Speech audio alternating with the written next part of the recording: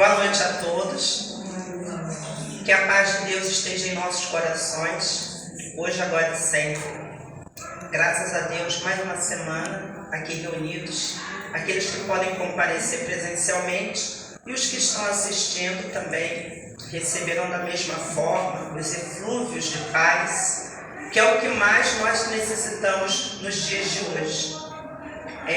Estamos passando por momentos difíceis, cada qual no seu cantinho, na sua família, no seu trabalho, vencendo desafios diários, passando por tribulações tremendas, ignoradas de todos, e às vezes quando a gente fica sabendo é um espanto que tal ou qual pessoa esteja passando por essa ou aquela tribulação. Seja problemas espirituais, problemas emocionais, problemas financeiros, problemas de saúde.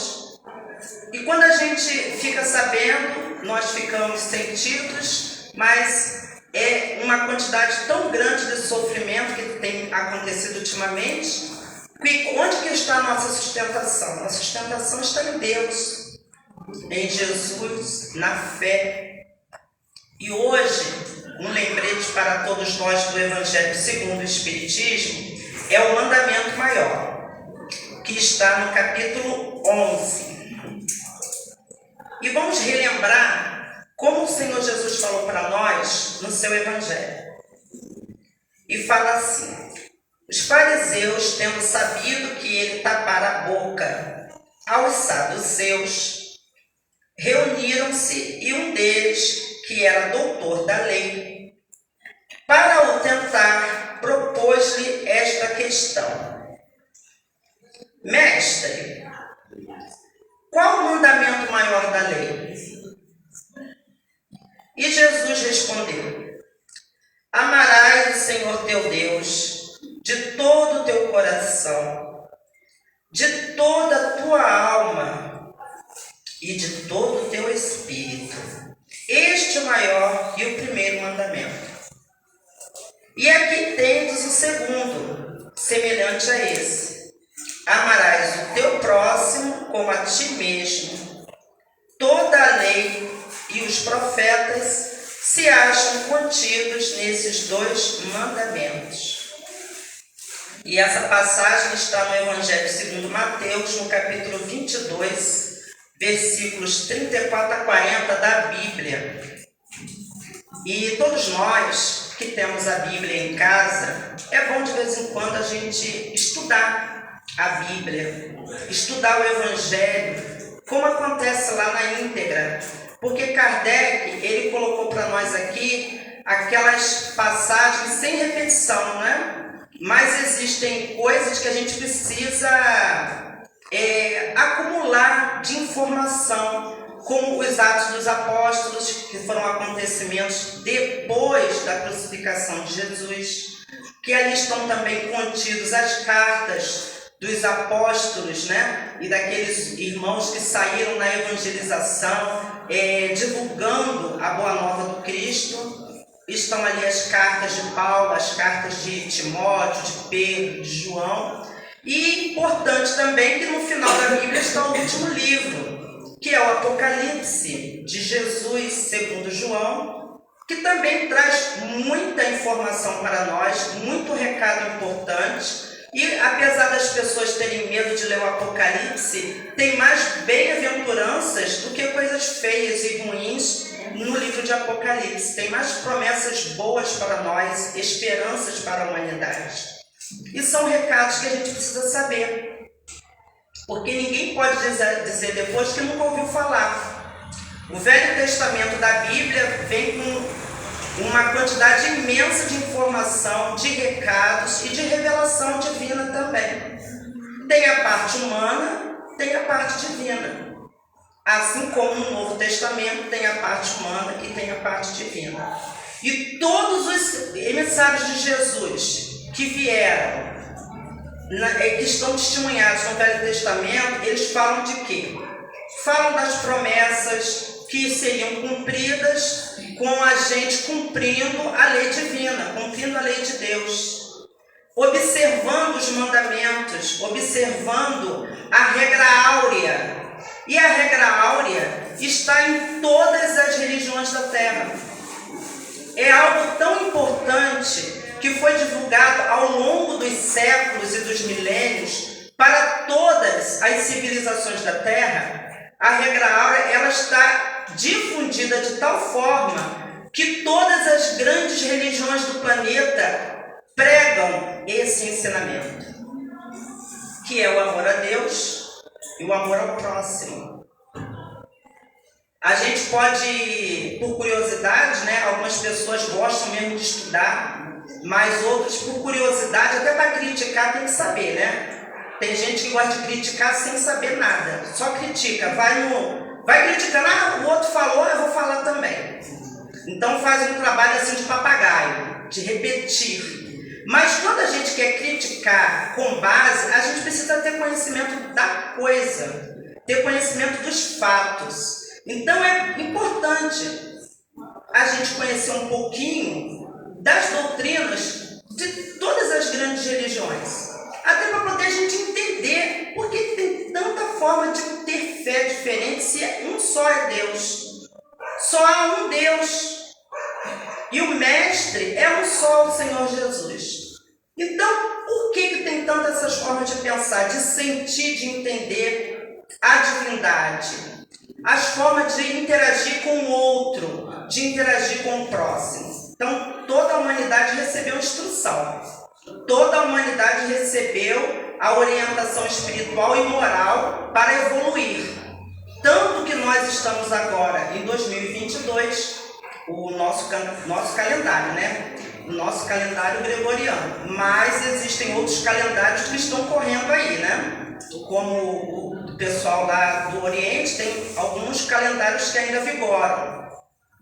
E os anos são outros. Tem até mais de 5.000 anos o calendário judeu. Os japoneses têm um calendário deles também, apesar deles estarem acompanhando o nosso ocidente, mas existem uma quantidade de tempo imensa de informação dos grandes filósofos, dos grandes teólogos, da forma de sentir e entender o Pai. E todos em comum têm isso em especial, que é a regra áurea.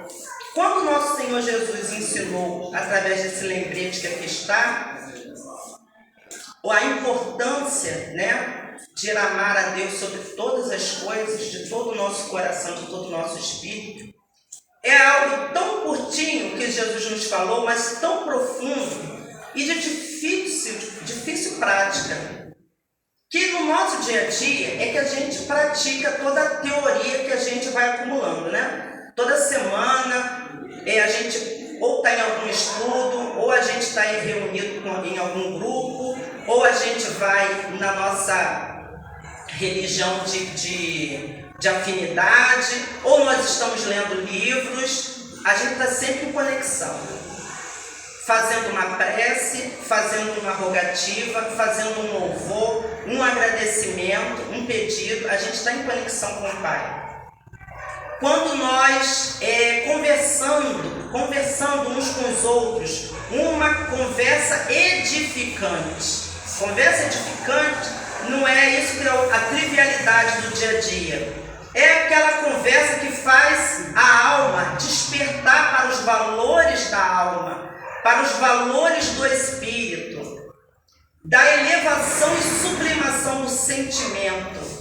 E quando nós conseguimos fazer uma conversa desse tipo, a gente acaba fazendo um circuito de aprendizado, mesmo na nossa casa, ou na casa de um amigo, ou mesmo no trem, ou conversando com um passageiro no ônibus, sai uma conversa edificante.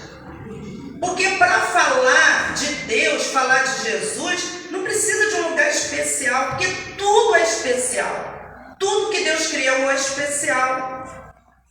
Todos os lugares são de Deus. Aonde está o ser humano, ali está o templo de Deus. Porque cada um de nós somos o templo de Deus, andando por aí. Por isso que nós precisamos honrar esse templo, que o Espírito está aqui, nessa encarnação, mas esse corpo que está interagindo com todos que estão aqui ao redor, sendo um instrumento, é um templo. Então, aonde a gente tiver 2 ou 3 reunidos em nome de Deus, ali estará Deus, ali estará Jesus. Não foi isso que o nosso mestre nos ensinou? Vós sois o templo do Deus vivo. O Senhor Jesus falou assim para nós.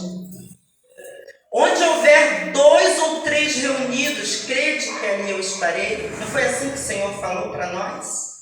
Então, essa conexão com o Pai, qualquer lugar que a gente estiver, é sagrada. Porque o que torna algo sagrado? É a nossa elevação, o nosso respeito com o Pai. E se o local é determinado para a parte sagrada, mas que a gente profana? Quantos lugares são destinados para as coisas santas e são profanados? Quantos? Então, não é um local estabelecido que é um local especial para falar de Deus, para falar de Jesus, para ter um papo edificante. Qualquer lugar é lugar, porque todo lugar é sagrado, porque tudo está Deus, tudo tem Deus, porque todos nós, como Jesus falou, vós sois deuses, porque Deus está em cada um de nós. Então, quando o Senhor Jesus falou para nós o mandamento maior, e falou, semelhante ao primeiro, o segundo, ama o teu próximo como a ti mesmo, ele estava nos lembrando que não há outra forma da gente chegar a Deus se não for através do próximo. E o próximo não é só o ser humano. O próximo é toda a criação divina, é toda a criação do Pai. Todos os nossos irmãos de caminhada, seres humanos, familiares, amigos, inimigos também, são todos filhos do Pai. Nós temos o hábito, talvez por tradição, de orarmos pedindo ajuda para a nossa família, para os nossos amigos. E muitas das vezes a gente pede a Deus para nos livrar do inimigo. A gente pede a Deus para nos livrar do inimigo. Mas quem é o nosso inimigo? Nosso inimigo é aquele irmão que um dia trilhou um caminho conosco, que nós traímos, que nós cometemos injustiça, que nós abandonamos, que nós maltratamos e que ainda não conseguiu esquecer nada daquilo e nos cobra e nos busca de encarnação em encarnação, tentando se vingar, porque ele ainda não conseguiu pacificar o coração dele. Ele acredita que ele vai fazer a justiça do jeito dele, do jeito que ele acha que nós merecemos. Porque o orgulho dele ainda não permite entender o Pai que está dentro dele e que está dentro do outro também. Porque o orgulho que nós temos fala mais alto, apesar da gente já saber muita coisa, já entender muita coisa, mas o orgulho fala mais alto. Aí a gente vai querer fazer a justiça com as nossas próprias mãos. E esse inimigo, muitas das vezes, foi alguém muito próximo a nós. Foi um filho que a gente abandonou. Foi um irmão que a gente passou a perna. Foi alguém, um filho, ou um pai, ou um vovô, ou uma vovó, que a gente prejudicou, que a gente ignorou, que a gente maltratou, às vezes até assassinou. Aquele irmão que sofreu angústia de tamanho tão grande que acabou tirando a própria vida, de tanto sofrimento moral. Alguns conseguem relevar e entregar a Deus o julgamento. Alguns conseguem colocar aos pés de Jesus a sua causa. Mas outros irmãos não conseguem. E aí eles se transformam no nosso inimigo. Mas essa pedra começou a rolar Então esse irmão chamado inimigo, ele não é mais para ser visto dessa forma. Esse irmão é quem nós devemos amar, mas não da forma como a gente aprende no primário, sinônimo de amar, gostar. Não é isso. Porque sinônimo de amar é gostar no primário. Depois que a gente caminha mais um pouquinho, a gente vai entendendo que as palavras na língua portuguesa têm vários significados dependendo do contexto. Agora, o verbo amar, com certeza, não se resume a gostar. Porque eu posso amar uma pessoa e não gostar nada das atitudes dela. Isso é algo que acontece o tempo todo. Tem pessoas de má índole que são amadas por tanta gente, por sua mãe, por sua esposa ou por seu marido, por seu pai, por seu irmão, por seu amigo, até rimou, sem querer. São pessoas de má índole. São pessoas entregues a vidas, às vezes, condenável, do ponto de vista da sociedade. Do ponto de vista dele, pessoal, ele está curtindo tudo. Está tudo ótimo. Do ponto de vista pessoal, ele está fazendo tudo em paz com a consciência dele naquele momento. Mas do ponto de vista do coletivo, onde muitos estão sendo prejudicados, não está levando uma vida correta. E isso causa infortúnios para os outros. E às vezes até para a família. E essa pessoa deixou de ser amada? Deixou de ser amada pela sua mãe? Deixou de ser amado pelos seus filhos? Deixou de ser preocupação para os seus amigos verdadeiros? Claro que não. É aquela pessoa que faz o coração de alguém sangrar o tempo todo, mas que nunca é esquecido. Alguém está sempre tentando resgatar aquele irmão. E ele, por escolha própria, por egoísmo, por vaidade, por teimosia, continua naquela vida, naquela conduta, naquela obstinação de continuar uma sequência de atitudes maléficas e às vezes até perversas. E aí a gente vai falar como vamos amar o perverso, como vamos amar o mal, como vamos amar o cruel. Como é possível? Mas tem quem ame o cruel, o mal e o perverso assim. Nós ainda não sabemos dimensionar o cuidado de Deus para com esses irmãos. Porque eles não nasceram dessa forma. Eles não foram criados perversos, cruéis e maus, viciosos. Não foram criados dessa forma. Todo mundo foi criado da mesma forma por Deus.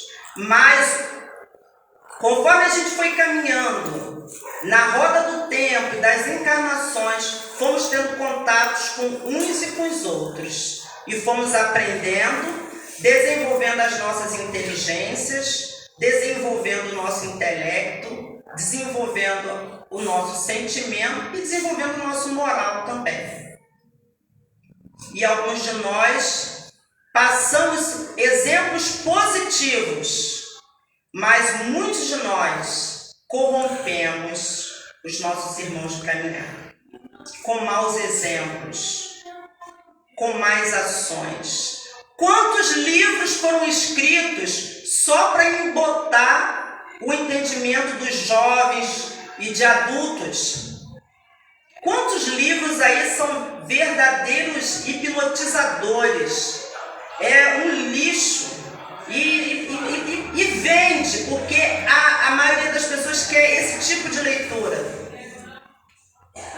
Quantas coisas que é veiculada e que prende a atenção das pessoas, porque o nível da atenção que essas paixões que as pessoas estão cultuando no momento está em sintonia com o que está sendo veiculado na mídia, na televisão, no rádio, nas revistas, e as pessoas ficam gastando tempo ouvindo e vendo muita coisa que é lixo.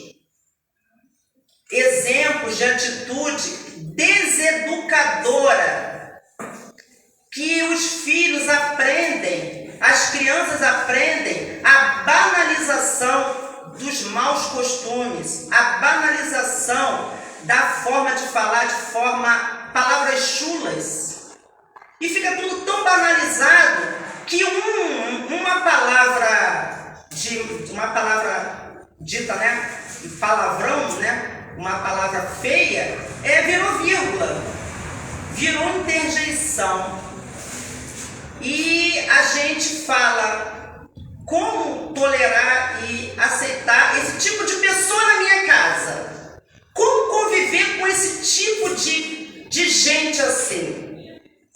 Como é que Deus vai permitir uma coisa dessa? Eu não vou me misturar com esse tipo de gente. E aí começa as separações, né? E como é que a gente faz? Tudo para mudar precisa do quê? De um contato, né? É um contato que vai fazer a mudança. A maneira de pensar, a gente muda com uma outra ideia. A gente só muda uma ideia com uma outra ideia melhor. Já dizia um grande pensador, que no momento eu esqueci, vou ficar devendo para você, mas essa frase não é minha. Só se combate uma ideia com uma outra ideia melhor. Conhece essa, Neide? Conheço a minha. Eu também esqueci, mas não é minha essa frase não. Só se combate uma ideia com outra ideia melhor. Então, se nós temos pessoas com má conduta, em vez da gente criticar, se é pra gente muito difícil conviver com esse tipo de irmãos, a gente se esquiva. Mas tem situações que não tem como a gente se esquivar desse tipo de situação. Às vezes você tem um trabalho, uma pessoa que tem uma conduta muito ruim, mas você é seu colega de trabalho, você vai fazer o quê? Você vai ficar falando mal dele porque ele tem a má conduta? Ou você vai aos pouquinhos conversando, sem tentar mudar, mas só pelo seu exemplo e pelos seus modos, vai cativando. O adulto é difícil de mudar, porque o adulto já é barro duro, mas a criança é barro mole. Tem como você moldar. Então a criança e o jovem, a gente tem que se preocupar em ter conversas com esses irmãos, que ainda são pequeninos, que ainda são jovens, no nosso dia a dia, tentando passar para eles, principalmente o nosso exemplo, porque a palavra é uma palavra bem falada, né? Deixa a pessoa assim admirada, causa admiração, mas o que vai convencer é o exemplo. O exemplo arrasta. Às vezes até uma boa lábia te convence, mas é o exemplo que vai arrastar a pessoa. Então a nossa conduta, as nossas atitudes de amor começam com a aceitação do outro. Porque amar é aceitar. Não é ser conivente, não é concordar com tudo que o outro faz, mas é aceitar aquele momento que aquele irmão está caminhando. Por isso que Jesus falou, ama teu próximo como a ti mesmo, amar a Deus sobre todas as coisas. Mas vamos refletir sobre uma coisa. Eu sempre gosto de falar isso porque é algo para a gente pensar. Ama a teu próximo como a ti mesmo. Subentende-se que a gente se ama muito, que a gente se cuida muito, que a gente se respeita muito. Porque se amar a si próprio, subentende-se que tudo do bom e do melhor você reserva para si. Não falando de uma forma egoística, nem egocêntrica, mas se amar, se aceitar, ter cuidado e carinho para com você, conversar consigo com carinho, com respeito. Muita gente não se ama. Quantas pessoas a gente vê se xingando a si mesmo? Ah, eu sou uma burra, ou eu sou um otário mesmo. Eu estou usando palavras aqui que tem no dicionário. Mas tem gente que fala palavras duríssimas, de desclassificação para si mesmo. Tem gente que não se aceita. O tipo genético do seu corpo, a forma física, o molde físico que foi necessário vir dentro daquela família e veio com aquela genética. Uns são magros demais, outros são gordos demais. Um tem um tipo físico maçã, outro tem tipo físico pera. Ah, eu não gosto do meu corpo, eu queria mudar, porque se eu tivesse dinheiro, eu ia fazer uma plástica, eu ia trocar a orelha, ia trocar o nariz, ia trocar a boca, ia trocar o peito, ia trocar os glúteos. Ah, eu ia trocar tudo. Pra quê? Pra que ia trocar tudo? Ah, pra ficar bonito. Mas ficar bonito pra quê? Ah, pra chamar a atenção de alguém. Ah, chamar a atenção de alguém. Eu fico boba assim com as pessoas, né? Quando elas não se aceitam. Porque muita coisa tem a ver com a gente querer ser aceito com um outro, né? Um parceiro ou uma parceira, né? Sempre está nesse contexto, né? Da parte assim de você ter alguém ao seu lado. E para você ter esse alguém ao seu lado, você tem que ser bonito, jovem, né? Bem vestido, bem calçado, bem penteado, bem cheiroso. Olha só a despesa. Tudo isso, ó, dinheiro. Quer ficar bonito, maravilhoso? Com dinheiro resolve tudo. Mas quem não tem dinheiro, como é que faz? Aí vai ficar triste. Ah, porque eu não consigo ficar bem vestido, porque eu não consigo ficar bem calçado, não consigo ficar com os cabelos bem alinhados. Ah, eu queria estar toda semana no salão de beleza. Ah, eu poderia... Ah, as pessoas ficam colocando a sua felicidade em ter coisas. E não conseguem aceitar aquele momento que elas estão vivendo. Aí começam as neuras, as depressões, a insatisfação, o conflito, a frustração. A pessoa frustrada, inconformada, contando os dias para sair daqui da terra. Por causa de muitas coisas que acontecem com ela e ela não consegue obter. E ela não consegue se amar. Ama seu próximo como a ti mesmo.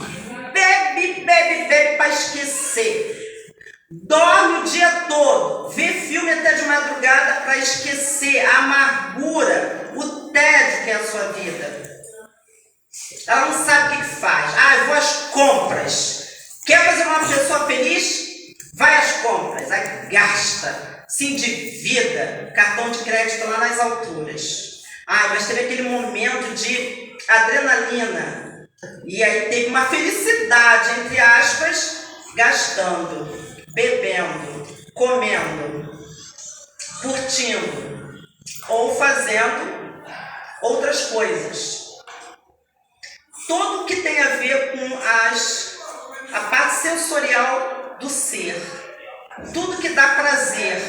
Aí a pessoa vai fazendo aquilo. Ela vai se iludindo. Ela quer ser feliz, ela quer curtir a vida, ela quer ser feliz e ela vai se afundando cada vez mais. E ela simplesmente não vê que ela não está em paz consigo mesma, não se aceita, não se ama. Quando chega num ponto mais difícil, vai para as drogas. Vai para o fumo, aquele fumo mais pesado, vários tipos de remédios para anestesiar, os analgésicos, os sedativos, os ansiolíticos, e assim vai.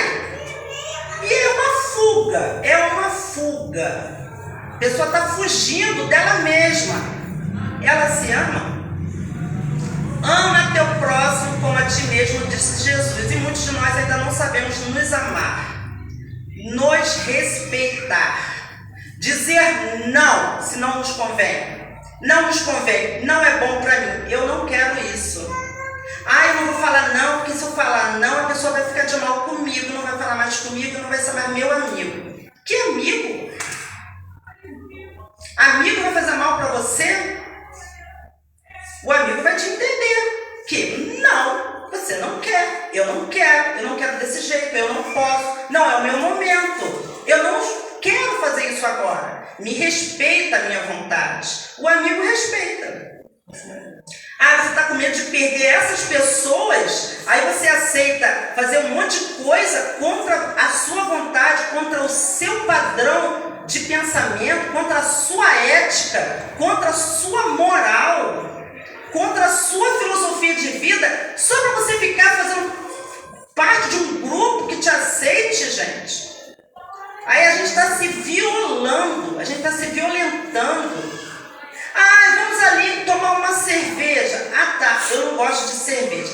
Mas quem não gosta de cerveja? Todo mundo gosta de cerveja. Ah, eu não gosto. Ah, para de bobeira, toma isso daí. Aí vai. Aí você, por educação, né? Você bebe para ser educado, aí você bebe junto.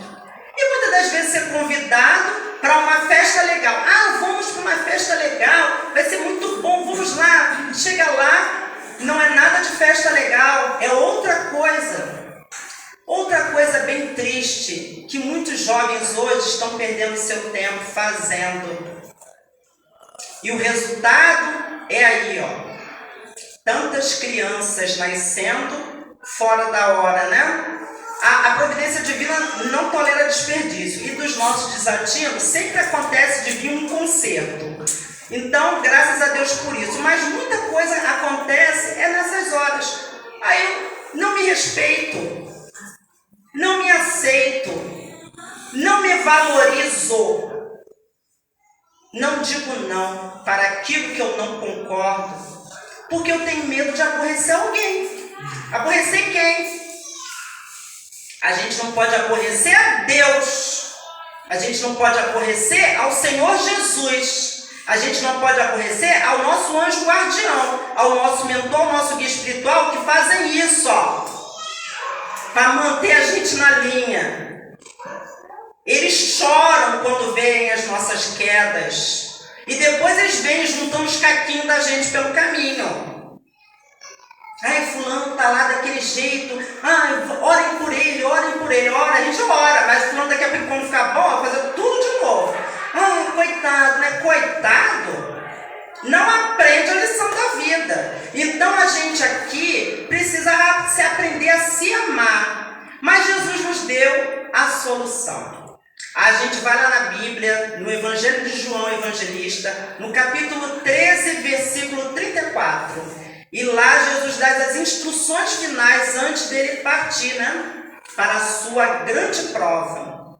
E Jesus fala para nós: um novo mandamento vos dou.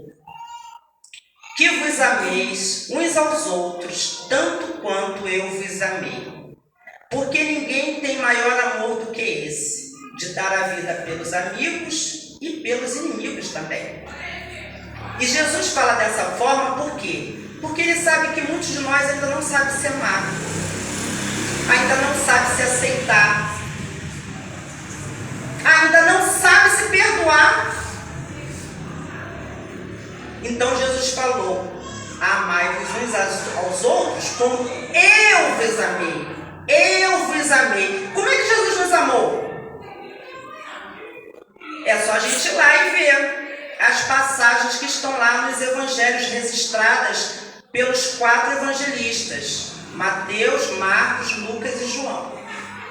E aí a gente vai ver muita coisa bonita que acontecia ali. O principal é que Jesus estava sempre metido com as pessoas de má vida.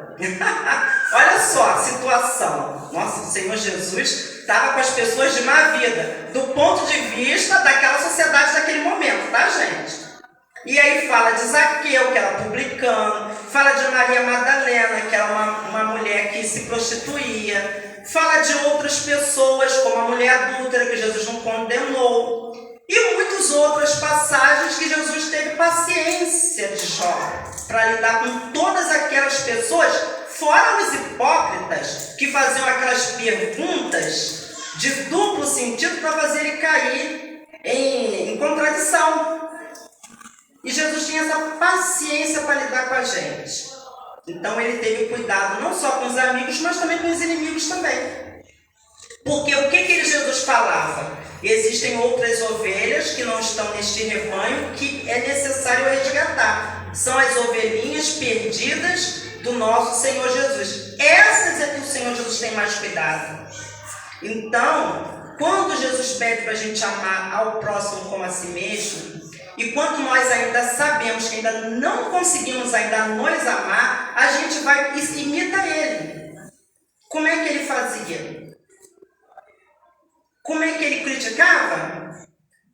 Ele apontava o dedo?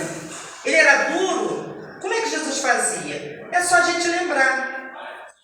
E aí, Jesus, nosso Senhor, depois da crucificação, depois de aparecer para Maria Madalena, depois de aparecer para os 12, depois de pedir para Tomé colocar o dedo no lado, olhar as suas feridas, ele vai e faz as últimas recomendações. E ele conversando com Pedro, ele fala: Simão, filho de Jonas, é verdade que me amas? E Pedro responde: sim, Senhor, eu te amo. E aí Jesus falou para ele: apacenta as minhas ovelhas. Simão, filho de Jonas, é verdade que me amas? Sim, Senhor, eu te amo. Apacenta minhas ovelhas.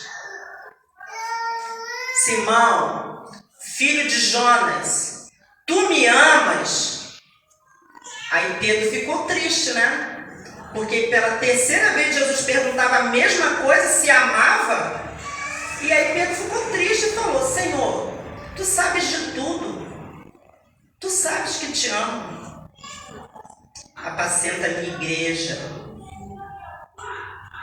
E nós vamos perguntar para nós mesmos, como se Jesus estivesse perguntando para nós: Neide, tu me amas? É Jesus perguntando para você. E aí você responde para Jesus: te amo, Jesus. E assim a gente faz. Imagina Jesus perguntando para si: Marivalda, tu me amas? Eu te amo, Senhor. Cada um de nós faz essa pergunta. Imagina Jesus perguntando. O que a gente vai responder para o mestre? Eu te amo, Senhor. Eu te amo. Pelo Senhor eu faço qualquer coisa, mestre. Eu engulo qualquer sapo. Eu dou mais um passo, Senhor. Eu vou trabalhar mais esse dia. Eu vou ter paciência de novo, mestre. Vou ter orar mais um pouquinho. Mestre, pelo Senhor eu faço qualquer coisa. Porque o Senhor fez tudo por nós, Jesus. O Senhor nos ensinou o caminho das pedras, mestre. O Senhor nos ensinou como chegar lá.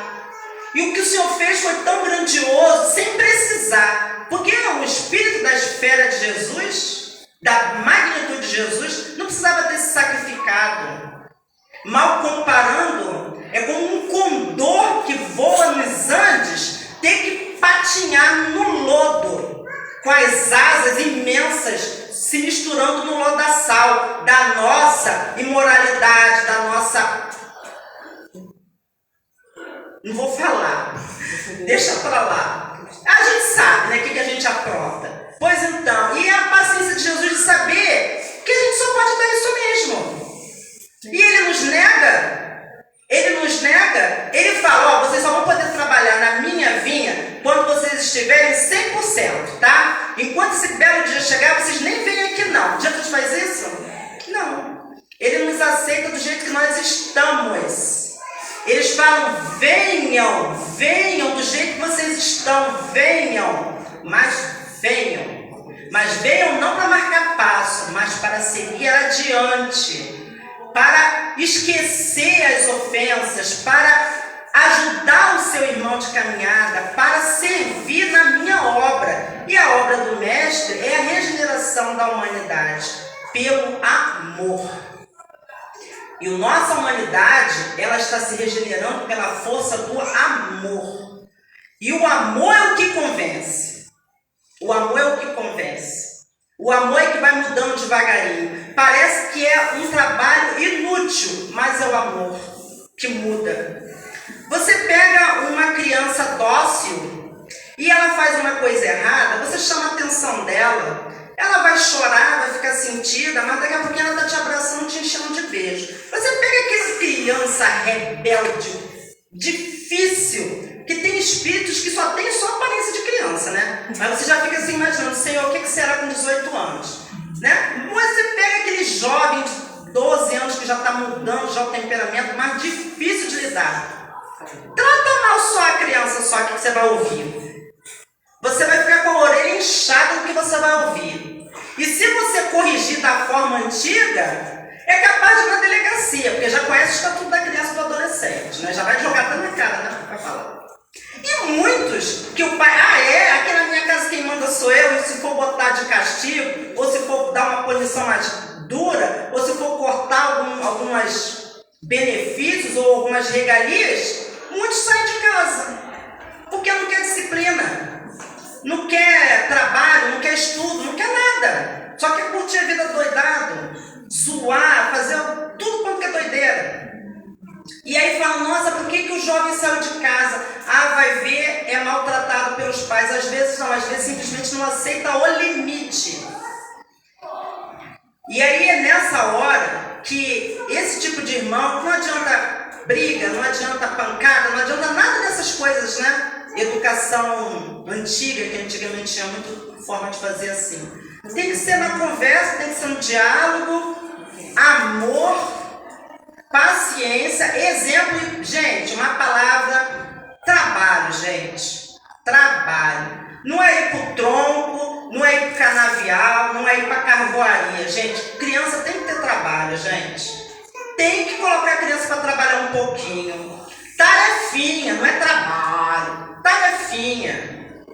É tarefinha, é cuidar dos brinquedos, é arrumar a caminha. Qual o problema de arrumar a caminha? Vai cair os braços? Pequenas tarefas. Ajudar a mamãe lava a louça. Por que não pode guardar?